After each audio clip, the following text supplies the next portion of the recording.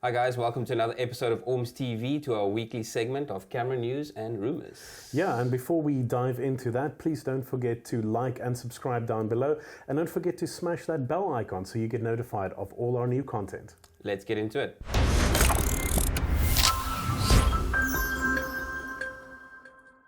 Alright guys, let's get into some rumors. We've seen some Nikon D6 possibly coming soon. Yeah, D6 apparently announcement sort of any day now. Yeah. Some people are saying as early as, well, we're filming it today, so apparently tomorrow. Oh wow. Might even be announced. So by the time this video is out, it might be announced already. But allegedly a brand new 24 megapixel sensor. Alright. Also, apparently they are going to go with a dual CF Express card slot. Yes. Yeah, and that could be quite cool because that should be backwards compatible to XQD. Yes. So everyone who already has that, and of course CF Express bumps up your bitrate potential tremendously. For video, yeah. So we'll probably be seeing some video improvements. Hopefully we'll be seeing some face tracking and eye detection focus. I mean, Nikon is doing fairly well with that in the Z system. Absolutely. It should have the standard stuff like built-in Wi-Fi, and let's see if they can bump up the frames per second with these mechanical mirrors in the way.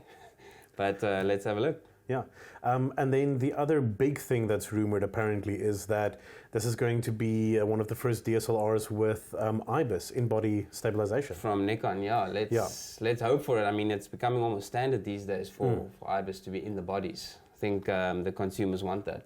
Yeah, if they can pull that off, that could be a game changer. Yeah. All right, so then another big rumor in the pro video field is the Canon C500 Mark II.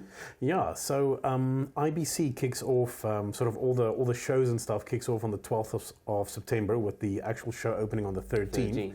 Yeah, and a lot of the manufacturers like to announce things just before that so that it builds a bit of hype, so people come to the show to see it. People get excited before the show. Absolutely.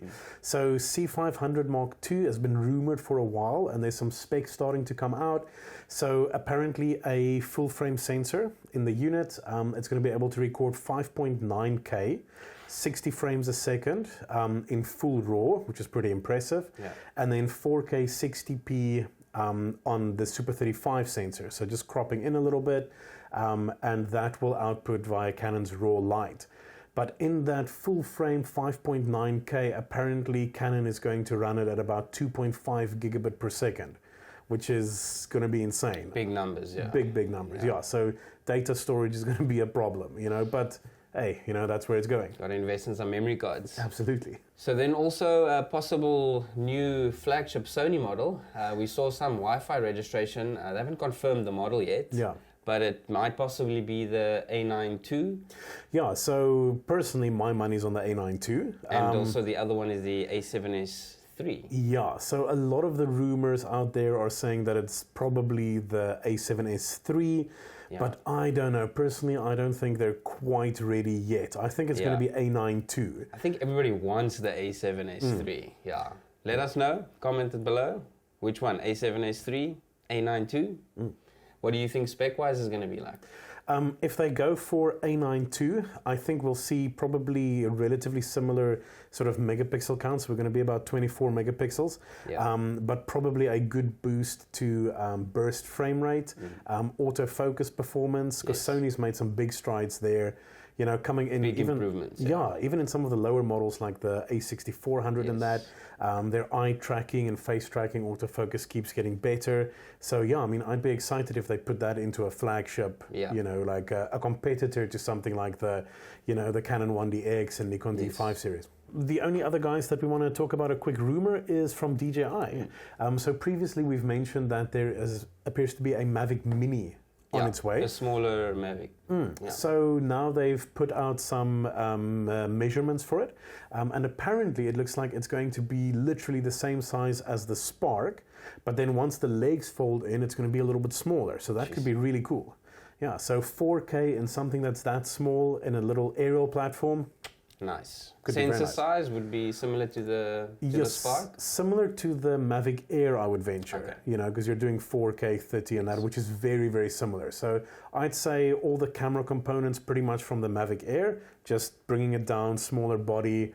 and a little bit less flight capability. So they're talking about like 18 minutes flight time and a maximum speed of around 35 kilometers an hour. So definitely a bit of a step down, but if it's smaller, could be very cool. Okay, and then let's just catch up on some cameras that have been released in the last week. Yeah, so we saw Sony drop the new A6600 and 6100. Yeah, I think it was last week we had a chat about it. Yeah. We thought it was going to be the 6700. But yeah, 6600, sort of above the 6500 model. It kind of looks like a smaller A7 III.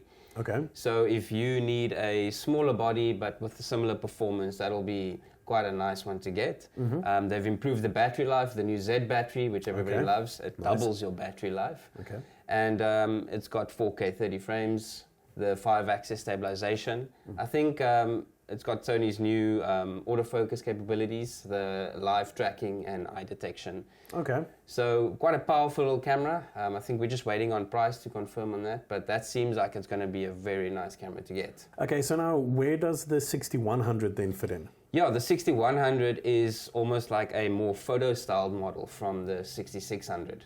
There's no headphone output. They've trimmed down on the 4K with no S-Log. So if you're purely a photographer, that's where the 6100 is going to fit you quite nicely. It still has all the focus capabilities of eye tracking and face detection that Sony is quite well known for. Similar megapixels, but obviously at a more cost-effective price. So 6100 photo guys and 6600 for your more serious video guys. Okay, cool. Okay, so then at the same time, they also dropped some new glass on us. Yeah, Sony is filling the gap of their crop sensor range. It's going to be a 16 to 55 straight f2.8, perfect for the portrait guys, landscape, and then also a nice zoom lens. They definitely missed that sort of entry-level price bracket on the zoom lenses. Yeah. So it's a 70 to 350. f4.5 to 6.3. That's a nice range. Nice, perfect for wildlife, sport guys. Yeah, just filling that gap of the entry level. Okay, excellent. So that's it from Dion and myself for the camera news and rumors for this week. Yeah, guys, and as always, if there's anything we missed or anything that you're excited for, please don't forget to comment down below and check back with us next week. We have some cool reviews coming your way. See you then. Cheers.